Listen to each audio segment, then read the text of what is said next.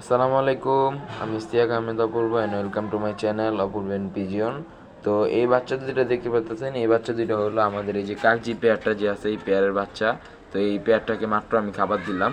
তো এই পেয়ারের বাচ্চাটা যদি একটু খেয়াল করেন দেখতে পারবেন যে একটা বাচ্চা একটু বেশি সাইজে বড় হয়েছে আর একটা বাচ্চা একটু ছোট হয়েছে। তো এইটা হয় কী কারণে আর কি, কবুতর যখন ডিম পারে তো প্রথম ডিমটা যেদিন পারে এর কিন্তু ঠিক 2 দিন পরে গিয়ে আরেকটা ডিম পারে।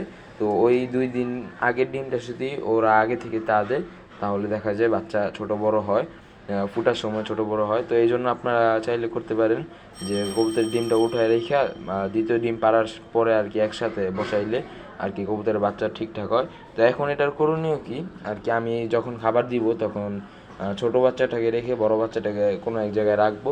তো ছোট বাচ্চাটাকে আর কি খাওয়া হবে, পরে আর কি আমরা বড় বাচ্চাটাকে দিব। তো এখানে অনেকেই ভাবতে পারেন যে বাচ্চা দুইটাকে